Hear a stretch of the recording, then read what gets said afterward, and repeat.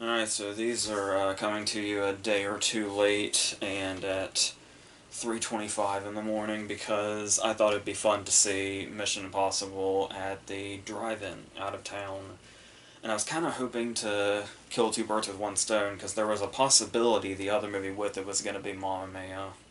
It ended up being Skyscraper. So I saw Skyscraper again because why the hell not? But I think I've said, since we talked about it a few weeks ago, I think I've said enough about Skyscraper, so let's talk about the other movie on top of the other three that I managed to see over the course of this week. So we're going to start, obviously, with Mission Impossible Fallout, which was absolutely one of my most anticipated of the year, maybe possibly my most anticipated of the year. Because obviously we've been getting...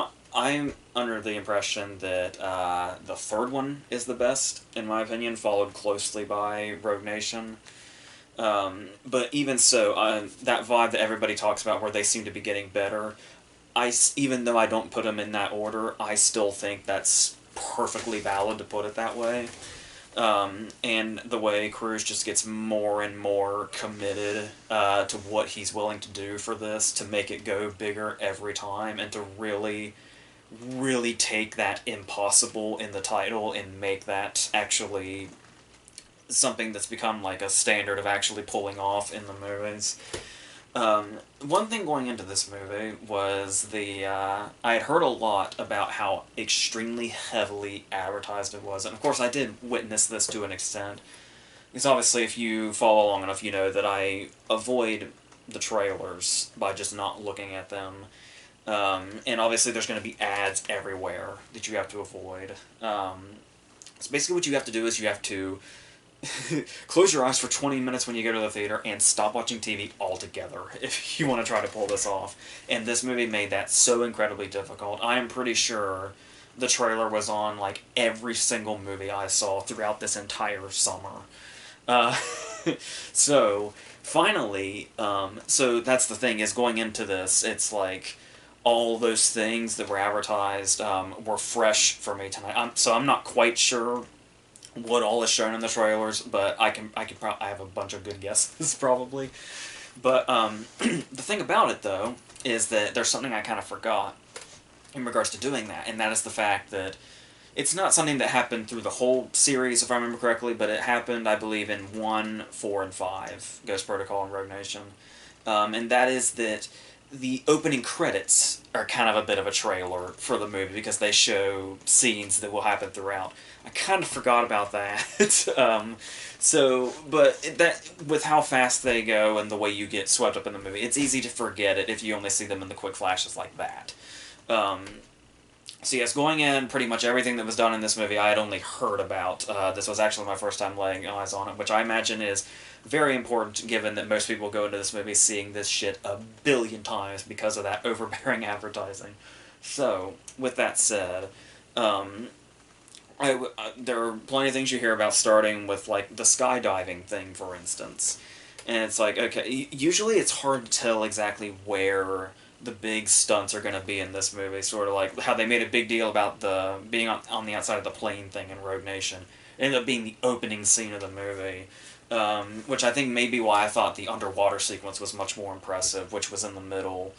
So you hear about all the insane shit that they're going to do for this one, and the skydiving is a very interesting place to start. Like, the skydiving is what happens right after the opening credits.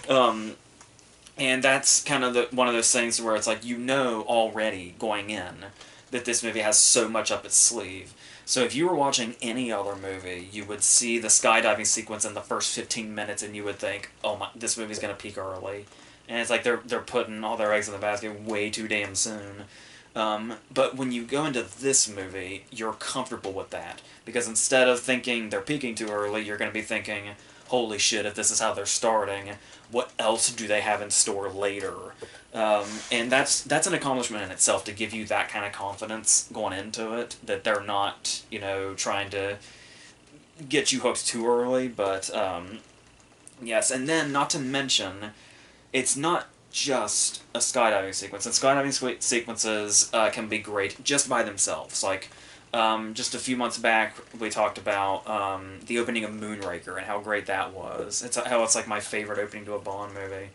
You got like skydiving scenes in Kingsman and stuff like that. Just this really, anytime it's usually delivers. The Wesley Snipes movie Drop Zone is a movie devoted to this, but they still find a way to do something different, where one of the characters is struck by lightning while they are skydiving and has to be resuscitated while they are falling through the air before their parachutes have been drawn.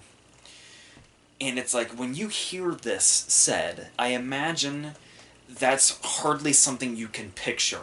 This is something that you have to see. Like, even if, you know, you're one of those people that wants to go blind into everything, just me saying that to you, it's something that is you just have to see to believe that they actually somehow pulled off a sequence like this.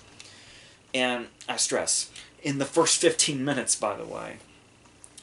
So, as that goes on, yes, the movie still has plenty to deliver on that. One of the things that I really liked that they also started immediately with was the ending of Rogue Nation. If I remember correctly, when I reviewed that when it came out initially, I was a little underwhelmed by the ending. I thought I liked the callback to the first scene where they trap Lane in the glass case and all that, and then just voila, he's captured. But it felt a little too anticlimactic and way too easy. So, but alas, he was captured. So I really like that not only do they bring him back to be a major player in this one, but one of his very first lines in the movie is to Hunt, and he says, "You should have killed me." And it's like, that is the perfect way to start off this character, given where he ends up in Rogue Nation. And it's like, that is another one of those things where just right off, they have you just wondering what's going to happen and how. And what's going to branch off of that, even. And that's really great. And of course, you know, Sean Harris is able to really bring that out in this character too, and he's not even really like the main focus villain-wise this time, but he's like, what's really interesting here is there's the moment when when Hunt is in the truck or whatever with Henry Cavill, and Henry Cavill's character is like, we're basically getting build up to a villain we already know from the previous movie. And he was the villain through that whole movie, so we know plenty about Lane and what he can do. But this stuff Cavill is saying is like, I don't remember right off if they went into everything he says in Rogue Nation, at least in like dialogue, but it felt like we were getting even more build up to him than we had before, and it was like still just as effective. Which I found really interesting. It's like, there's just, this guy can just get endless build-up, and it can still somehow make him even more sinister than we already know him to be, because we saw him as the villain in the entire movie before this. So that's great. That's kind of that's a telltale sign that you have a really great villain on your hands. And then there's even that, there's a point in time when they're like in a car chase with him in the passenger seat. It's like, this car chase gets really insane and like really, you know, wild and crazy, and he's just like in the passenger seat, just stone-faced the whole time, and it's really great. But obviously, we do have more villains than that. I'm gonna go ahead and say something now that's a little confusing, and it's the fact that I don't know if this is a spoiler or not. Because, and this has nothing, I don't even, once again, I don't know what the trailer show, I don't know what the advertising has said, but what I'm going to say now is technically a big spoiler, but I was under the impression going in, knowing as little as I did, that this was common knowledge. So, I'm going to go ahead and say that now, and you've been warned if you don't want to be spoiled. Maybe I'm insane. I was under the impression that it was common knowledge all the way up to this point that Henry Cavill was playing the villain in this movie. But it's a reveal about an hour and a half in, when he's been an ally up to this whole point. I don't know if that's something that got out that wasn't supposed to and they just ran with it, or if I just had the wrong idea and then I was just luckily right going in. But I could have sworn that was the whole thing going into this. That we knew from the get-go when he was cast that he was playing the villain. But, so yeah, we get about the last hour or so he is. Which they do plenty with, because even when he's an ally, they still handle him really well, and he's still a really interesting character, and this big, hulking tough character too. The whole bathroom scene is incredible. Because we do have the whole, just the start of it alone. When they have to get the dude, and they're going to do like the mask thing we've seen in every movie up to this point. And they have, the tranquilizers they've been using, and they're going to tranquilize and make the mask and all that. And Henry Cavill just completely lays this dude out with one blow and just says, "We don't need it." It's like that is just for it. And then just the way he just can throw people around in this whole sequence where they just rip this bathroom apart.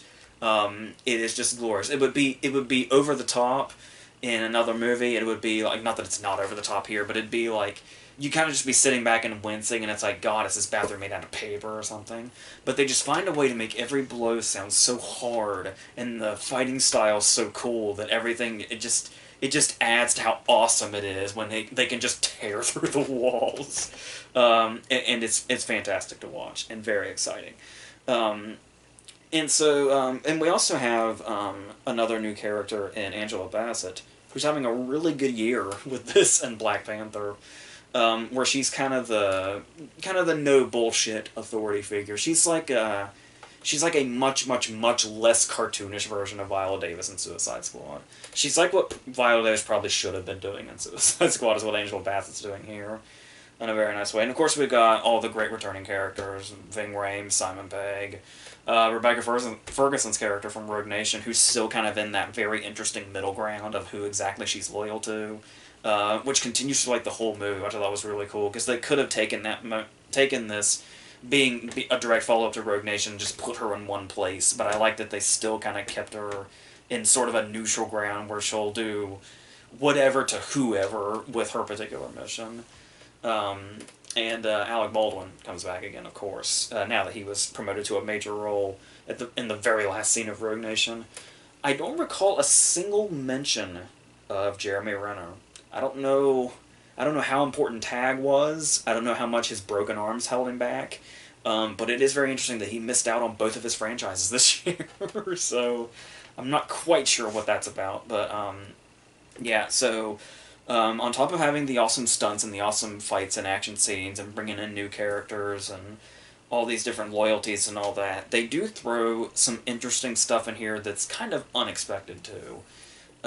There's the whole thing where, obviously Ethan's going to have to go undercover in a particular way, and there's this whole moral dilemma's brought on about when he takes on this mission, what he's going to have to do exactly. I really liked the way Lane was egging him on and saying, like, they always say your mission if you choose to accept it. If you choose to accept it, has there ever been a time where you didn't accept it? And it's just like this, just the way they kind of seem to call him out in these new ways and bring him into these new dilemmas that he seems to have never been in before, where it's like they do this really interesting sequence where he puts together that if this plan goes the way it needs to for him to stay undercover, that he may have to kill cops.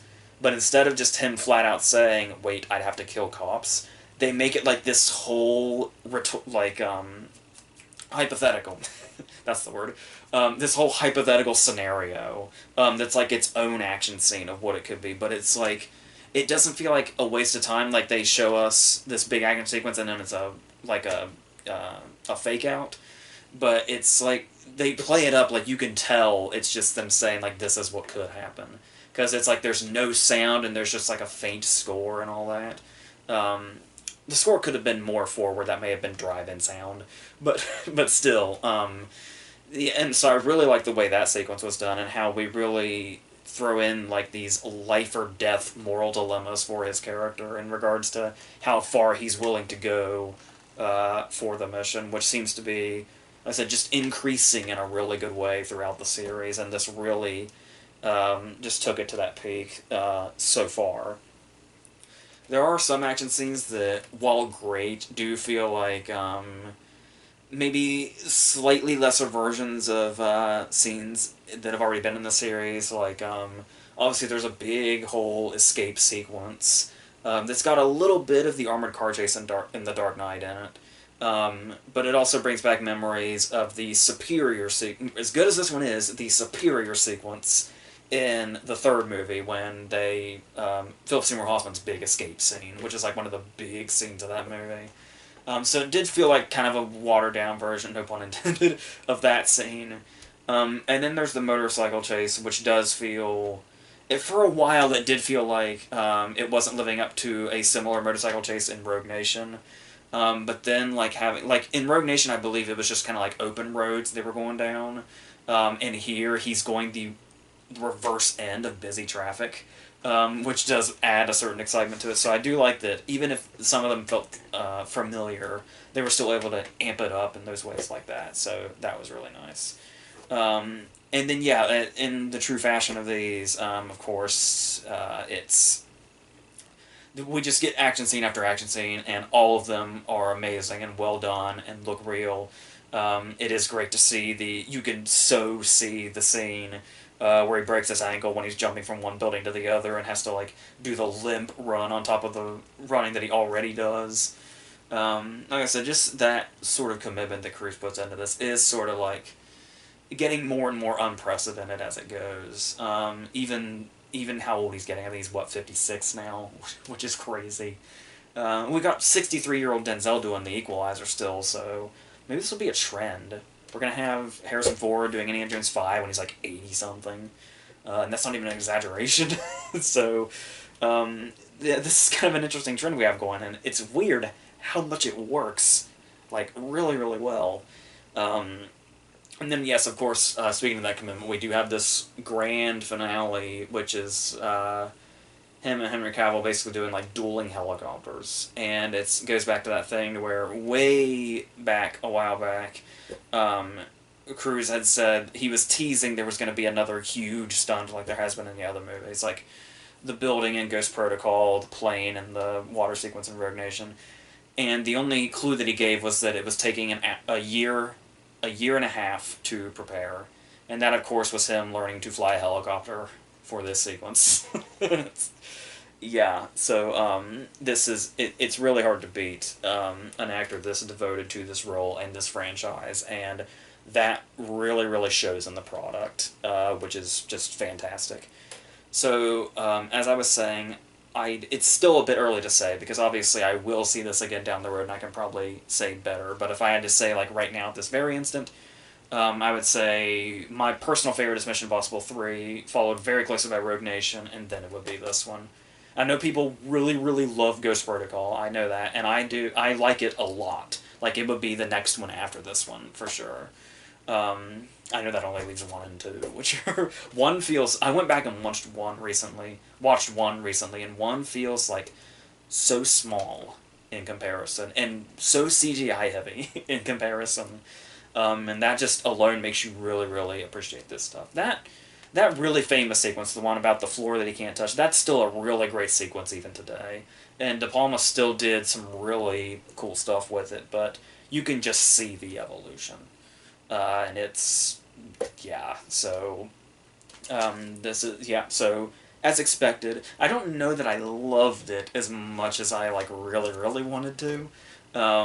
Like, also being, like, one of my most anticipated this year, but, I mean, I can't say I'm disappointed either, so that's always great. So, yes, let's move on to, Unfriended, Dark Web.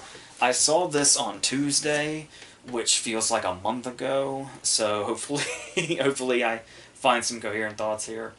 Going into this, I felt fine, because, once again, if you have seen any of these over the past few years, I think I'm one of the only few people that, like, really liked the first movie. Like, I really, really liked the first movie. It freaked me the fuck out. And so I was not that bent out of shape that they made this. And people were just, like, people had their knives out so early on this. because most people just hate the first movie, and they were ready to just hate this for its existence without even seeing it. Which was driving me a little crazy, actually, because it's just like, I mean, people are like, oh, this isn't scary and all that, and oh, it's a stupid concept. I don't think it's a stupid concept at all. Not scary, fine. That's obviously extremely subjective, but still, well, I suppose any of this is, obviously, but I mean, that in particular, but I still, I don't know, there's just something about this concept that really, in a couple of weeks or so, we're going to get Searching as well. Actually, it was bumped a couple of weeks, so towards the end of August, I think. But really looking forward to that too. And the thing about it is, this one I understand. I understand the not scary thing because the really weird thing about this movie is that it can go either way. For the people that thought the first one wasn't scary, I can understand those people saying this one isn't scary to them because it doesn't take the supernatural angle. But at the same time, I could see that being something that those critics of the first movie would think it would make it more scary because they don't take the supernatural angle. Which was something I was not aware of until I was watching it, which is... yeah, so you can imagine my surprise when, this is not a supernatural movie. It's a very, very, very exaggerated hacker movie. Like, we're kind of on the verge of, Johnny Lee Miller and Angelina Jolie hackers in regards to what exactly they can do and how. But, that's another criticism I saw, was it's like, people were saying, like, it's not a realistic portrayal of the dark web or whatever, but it's like, I don't know how many people going into this movie are going to know whether that's true or not. I certainly do not know if this is a real depiction of the dark web or not. I'm going to assume it's not, because it's a fucking movie aimed at some teen audience, so I don't care. It's a horror movie. It's really a thriller at this point, but still there's definitely horror elements to it. And it starts off in a similar way. The first one seemed to get more to the point pretty quickly. This one takes its time a little bit more, if I remember correctly. Where we spend a lot of time with the characters. We probably spend maybe a good, almost the first half hour with them. And in a movie this short, that's a big chunk of time. That's a big chunk of movie. That's like a third of it. So after we get, so involved in them, and they're doing, like, they all have their different things going on. They've got their backstories and all that.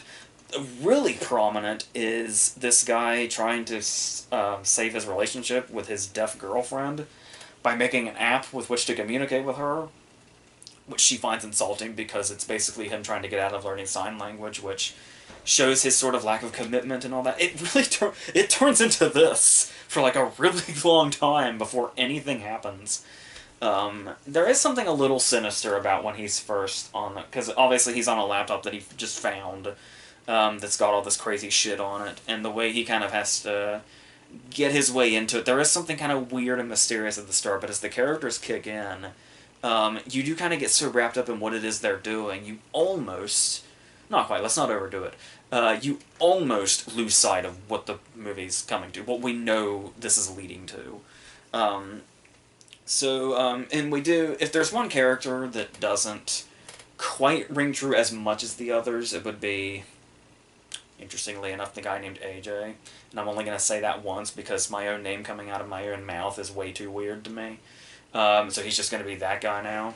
He's also a guy that has videos on YouTube, which is getting weirder, but he's more like the conspiracy theory type. But he's so sort of over the top in that way. He's like the one character to where it's like, I could probably buy everybody else as a real person. He very much feels scripted. He feels written by a screenwriter.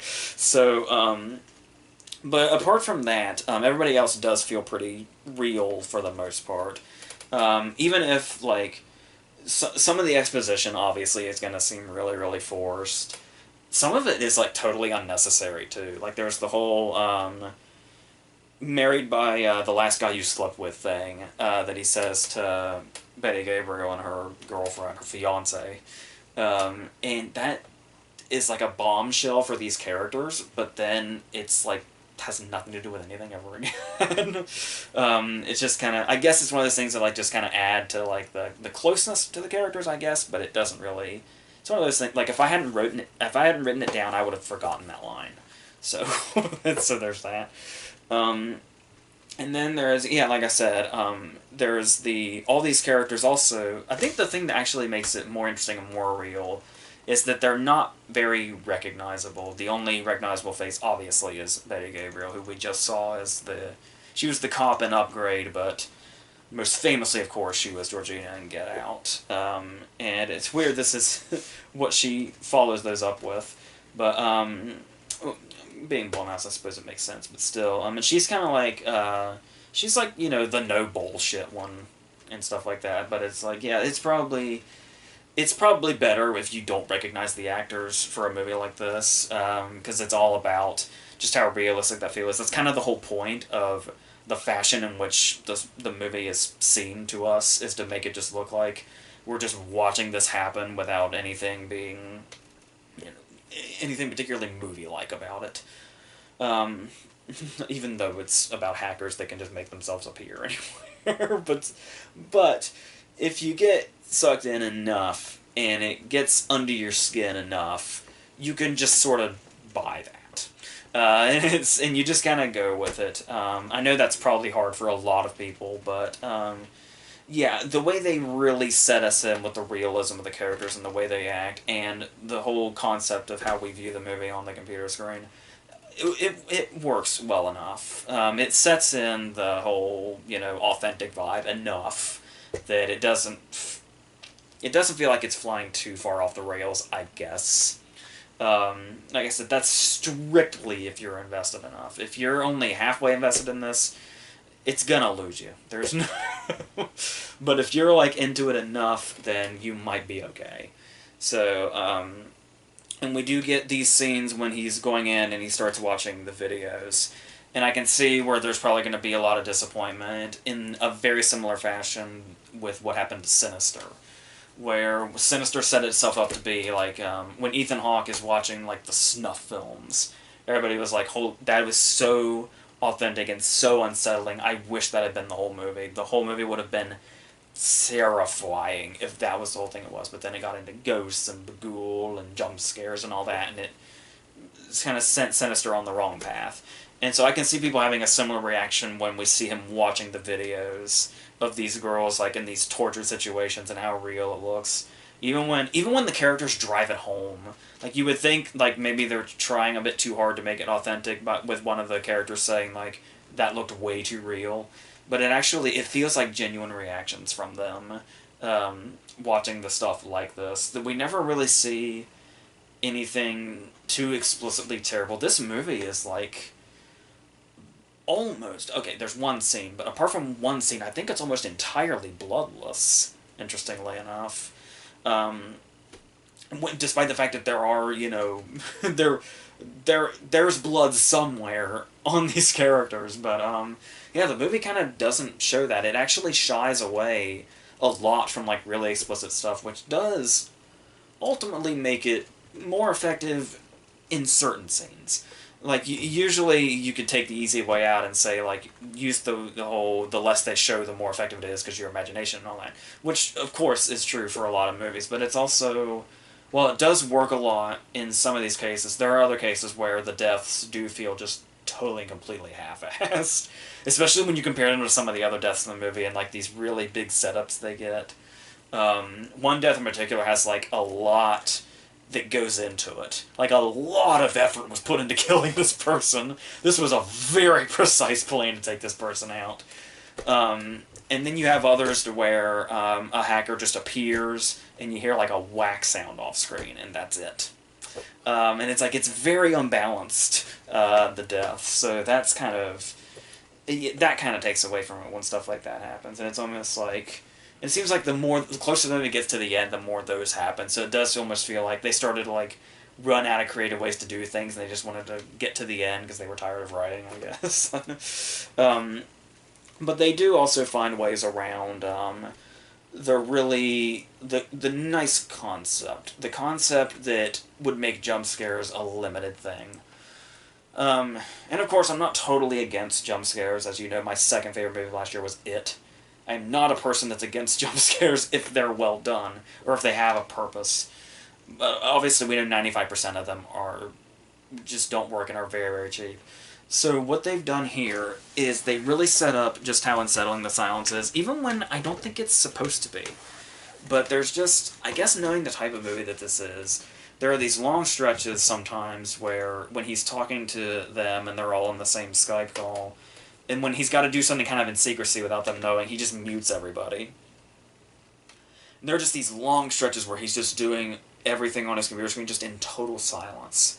And it's like the longer the silence was, the more like I felt like a heaviness in my chest in that theater, where it was just yeah, and just the more it went, it's like I don't know what you're anticipating. Like you're kind of used to horror movies setting up this whole silence means there's a loud sound coming thing, but the whole thing here is just he's just doing what he does. He's just muted everybody, and that's gets really heavy on you when it's just him doing stuff in silence when you know this really sinister shit's going on. You're not quite sure what he's gonna come across next.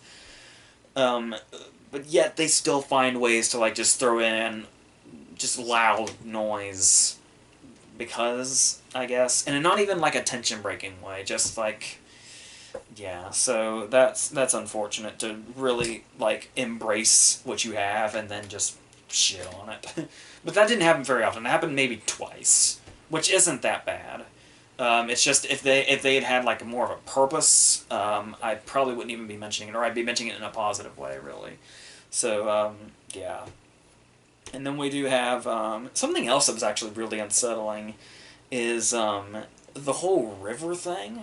Not just like its existence and what it is, but that image of just going down. That's another one of those things where it's like you kind of anticipate, but it just kind of just goes on forever. But you kind of anticipate like there's gonna be something, sort of like like there's Scream videos or whatever.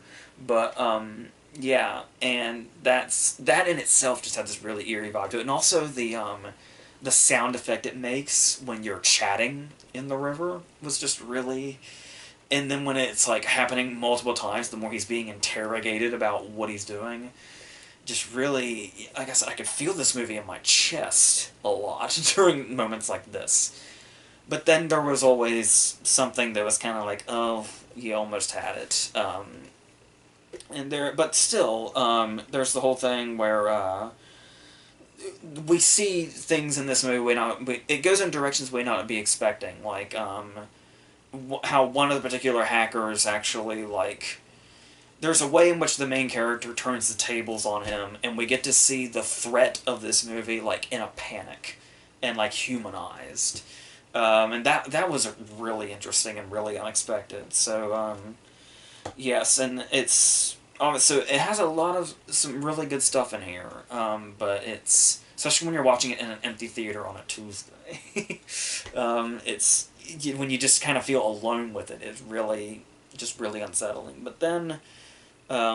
Yeah, like I said, there are those moments where it just kind of feels like they dropped the ball, but it's certainly better than its reputation will say. I think it got a slightly better reputation once a little bit of word started coming out. I think this one is better liked than the first movie, despite the fact that a lot of people claim they wouldn't see this. I don't know if those people ever did or not, but yeah. And of course, finally, the whole two endings thing.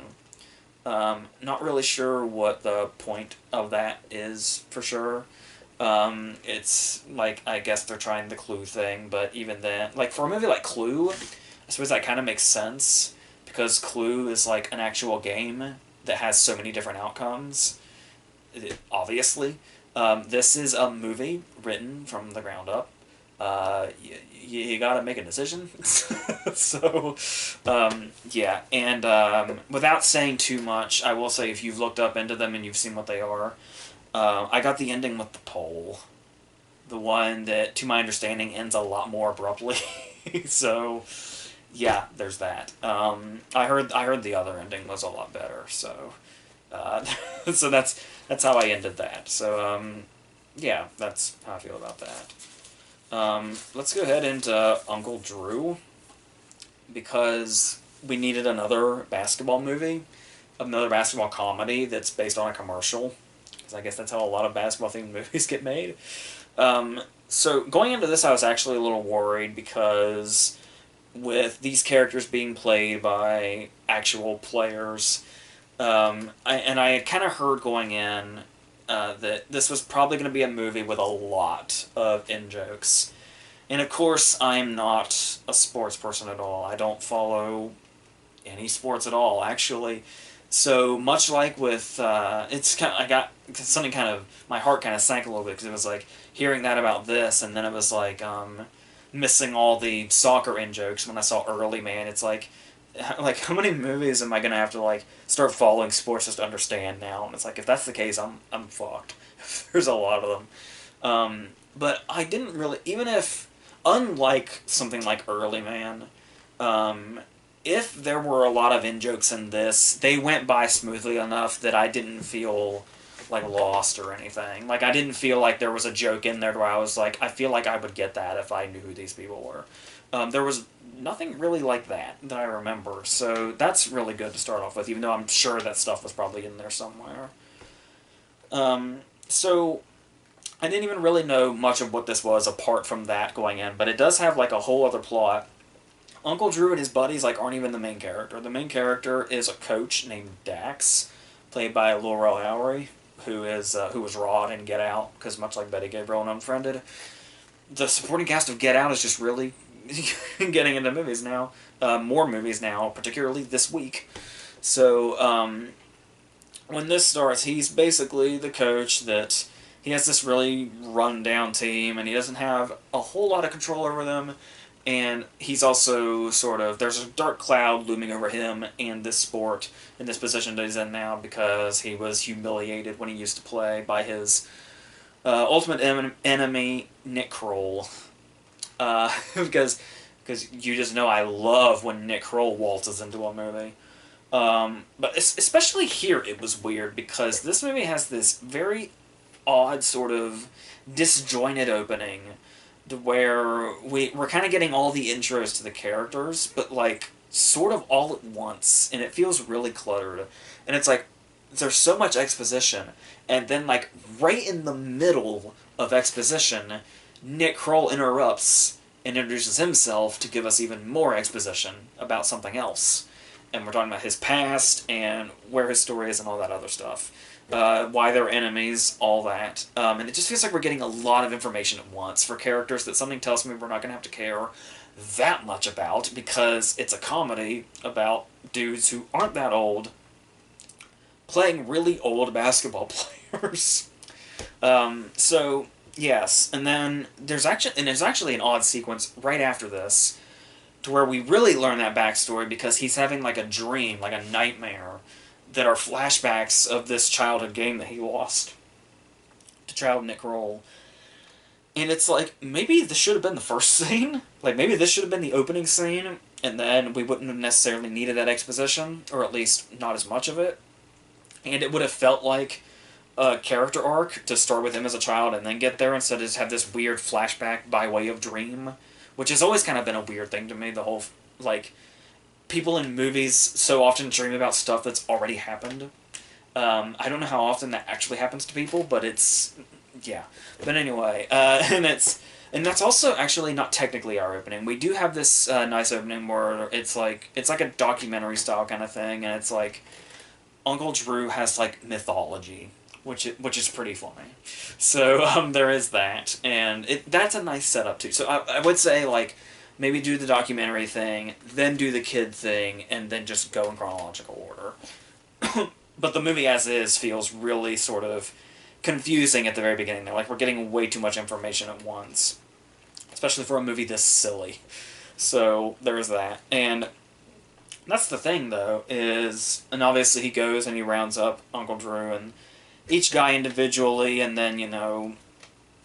funny old guy shit ensues, a couple of basketball games are played, there's some drama, it does try to have poignancy, there is sort of a heart to it that's nice and genuine, and welcome in a comedy like this, but because it's not like too, like, it's not one of those cases where, like, the movie forgets it's a comedy, and then tries to go full on drama for like half an hour. So it is a comedy throughout. But the interesting thing about that is, despite that, and despite the outlandish and weird concept of this movie, its existence, it's sort of like the comedy feels more low key. Like like I said, I don't know if it was more like my type of humor, if I would be like really really into it, but it felt like really like it wasn't going for the huge laughs. It was just going for laughs, like moderate laughs, just consistently, if that makes sense. Moderate in like size, and then just consistent throughout. But the thing here is, it's because what it does here is it has that stuff where you don't really laugh out loud, but you see it and you're like, that's funny. And it's not even like, condescending to the movie or anything. It's just, you're genuinely acknowledging, that's funny. But it doesn't, like, make you laugh, really. Or at least that's the way it was for me.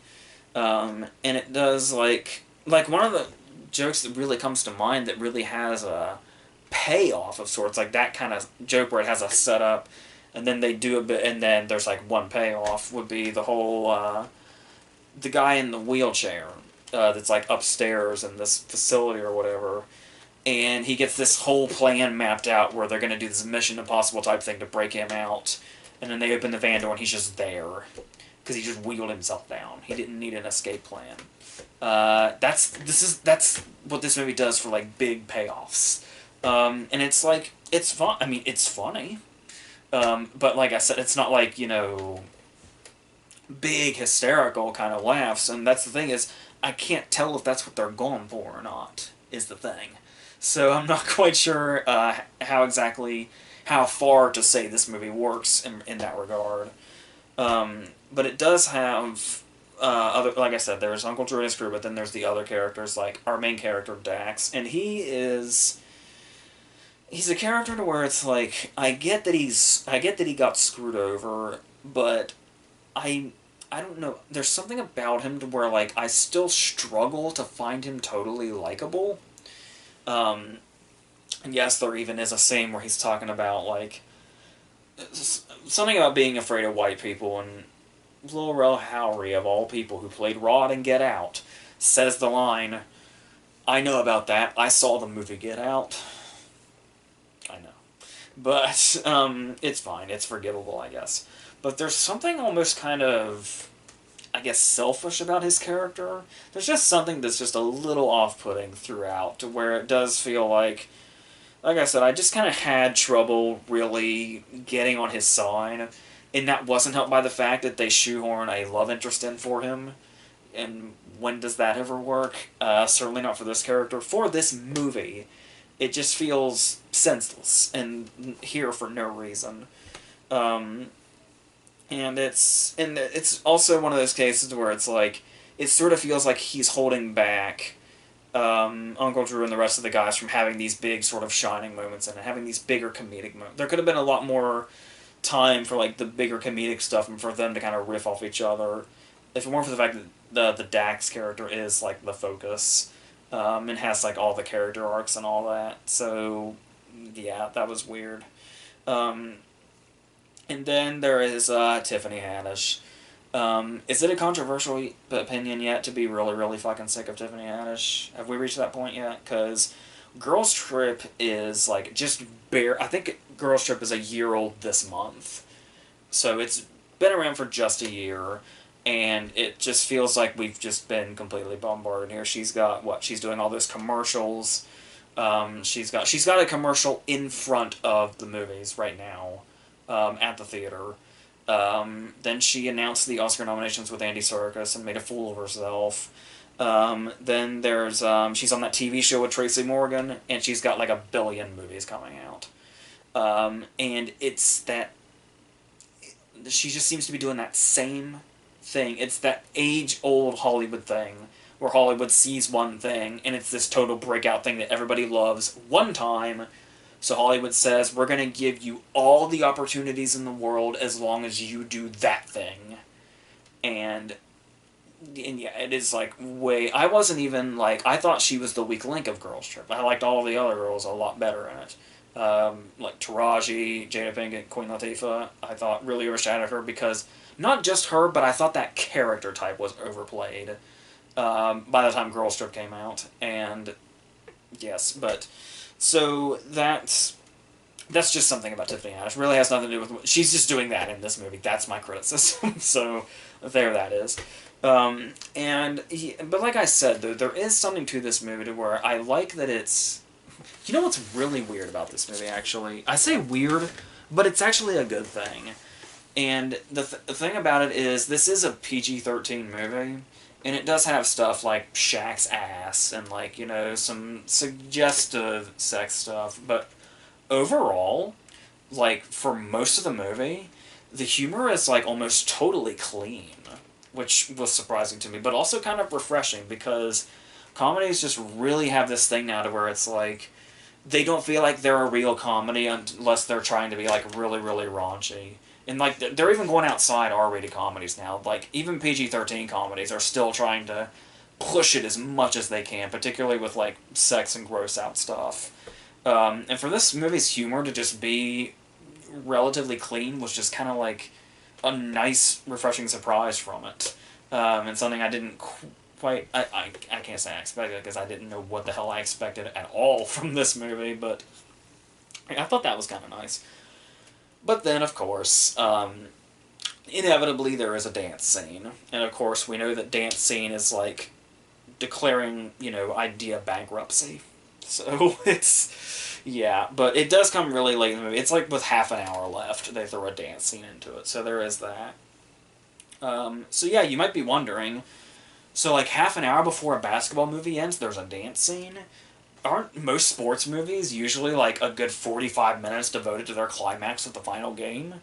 Yeah, usually. This movie doesn't do that either. Which once again is actually kind of refreshing, but at the same time it's kind of like... Even speaking as somebody that's not a sports guy, it is a bit weird when sports movies don't focus on the sport. And there's, like, overall probably 2 basketball games in this movie. One in the middle, where he's, like, he's betting on them and they're playing for basically his gas money.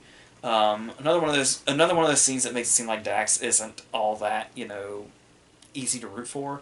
But it's also, and obviously the climax, which is like maybe the last 15 minutes, as opposed to like some big thing, which is good because, you know, climaxes in sports movies do tend to get, you know, they really run their course before they run out, and they're usually a bit too long.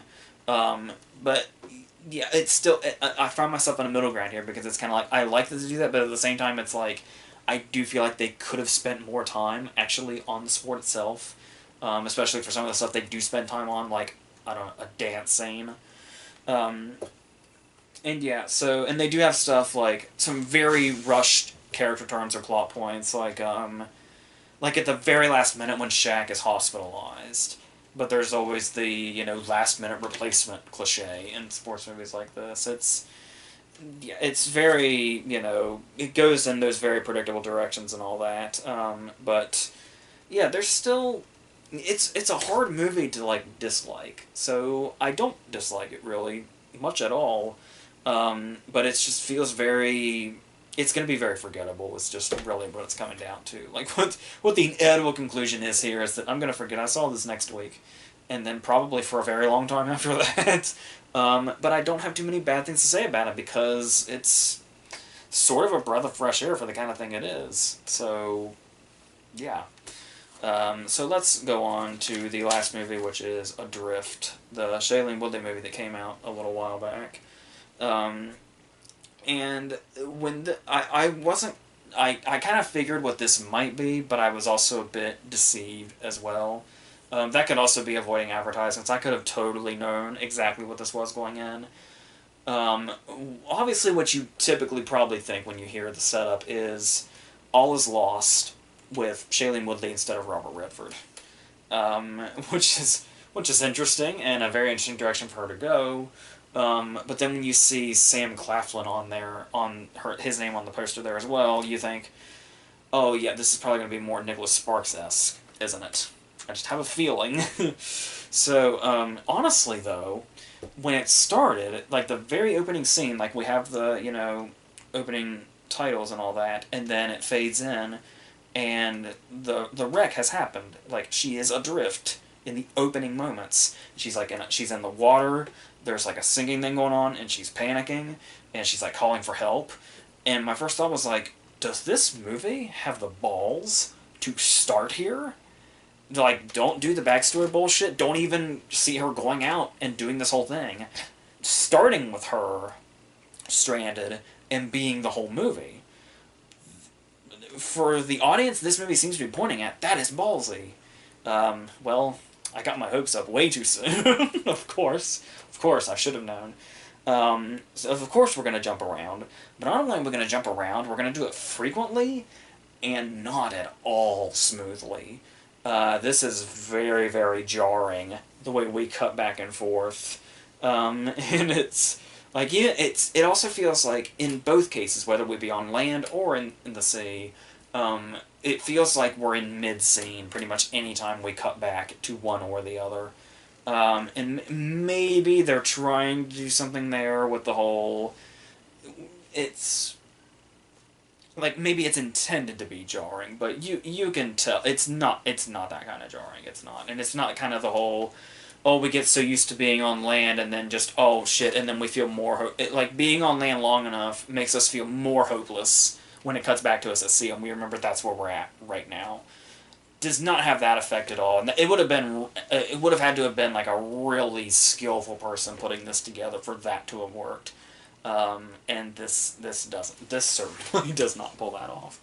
But there is something to be had here from Woodley. I don't know how much I've talked about Shailene Woodley over the years. Obviously I, hate the Divergent movies, but I mean, she is a really strong actress. Absolutely. And there is something that she can do here to where there's like those very early scenes when she's calling for help. There's a pitiful desperation in her voice that a lesser actress could not have pulled off. Like, a lesser actress would have made this girl's fear, like, annoying, which is where you don't want to be. But she made it feel like very authentic fear, and she's, like, instantly sympathetic, which is, like, is what gets you through the movie. Is how you feel about this character, and she absolutely pulls that off, like, instantly. Like, in the first few minutes, she's got us. And that goes a really long way, especially for a movie that is as not good as this is. So, and we do have those before scenes, of course, the dreaded ones. I'm pretty sure we have more before scenes than we do adrift scenes, which is just the biggest sin right away for this movie. Because, okay, to the movie's credit, this seems to be where I just had the wrong idea. Like, the way I viewed this movie is a little bit on me, because the movie just flat out isn't what I thought it was. So, like, I wasn't quite sure who else was in it. If I had just known it was Sam Claflin, I would have known it was as fucking basic as you could possibly be, because that's just where his name gravitates towards. But the thing here is that what the movie actually is not just a movie where Shailene Woodley's adrift and stranded in the middle of the ocean. It is, like, prominently a love story between her and him. And a true one at that. We get the whole pictures of the real people thing at the end that audiences eat up so much to really drive the point home. And from that, I get it, I guess, but the trouble is that these before scenes are, like, they are, like, predictably akin to the teenage romance bullshit that we see from, like, young adult novels and all that. Like, saying these really empty romantic lines and, like, these really, half whispers, like, really close to each other's faces. And there's just nothing there. Like, I mean, I get what it's doing, and I get its purpose, like, doing that. Like I said, if this had been done well, my mind would have changed pretty quickly and been able to adapt to the fact that this isn't just a Stranded in the Ocean movie. This isn't just All Is Lost Part 2.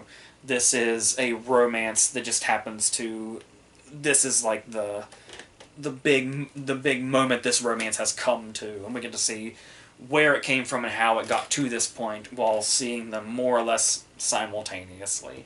At least that's what the editing was trying to pull off. But the fact that these romance scenes and their chemistry just doesn't work and it's just non-existent, it makes it feel like that this movie has nothing to do.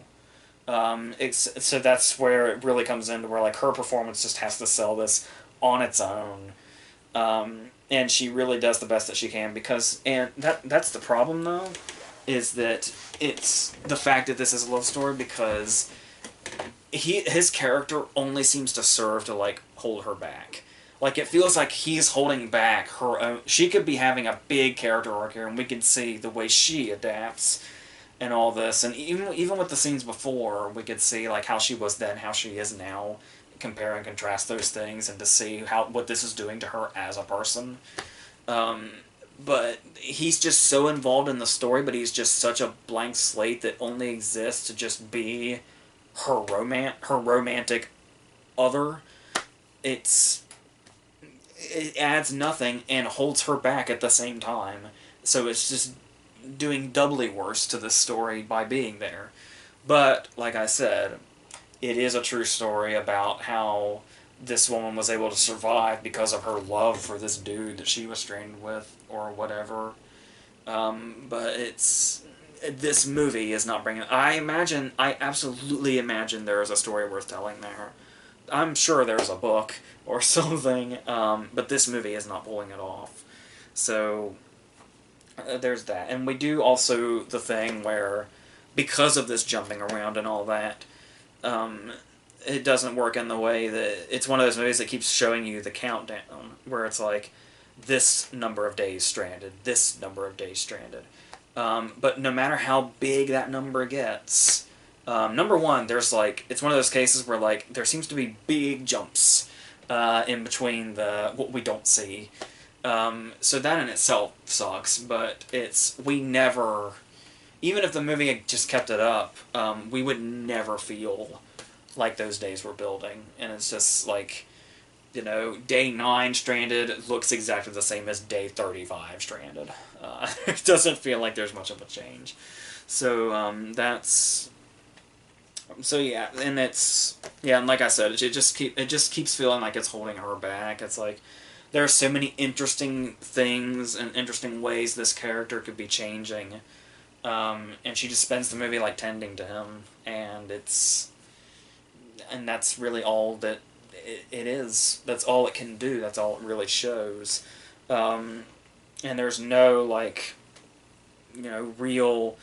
Like I said, even with her performance working overtime to make this as effective as possible, you just still don't get that feel of any of this, like any of that drama or any of that desperation as it goes on. Angelina Jolie accomplished this with one small portion in the middle of Unbroken very, very well. And that was like 15 or 20 minutes within a 2 hour and 15-minute movie. And that in itself really showed, the desperation and just the horrible, terrifying experience this would be. And this has a whole movie to do it. And it's just going in all the wrong directions and showing things in all the wrong way. And so, yeah, and going in, I kind of figured that there was a fear of boredom, even if it was All Is Lost Part 2 or something like that. It's like, this was never going to be like that kind of quality, but it's like, you lower the bar going in, but I mean, even so, it's like that doesn't really help. Like, if lowering the bar doesn't help, you're kind of in just kind of a dead-end spot. But I like it more than I definitely should, based on Woodley's performance alone. So there is that, but it keeps it alive. I'm not going to say afloat, I will say alive. So that's what we have here.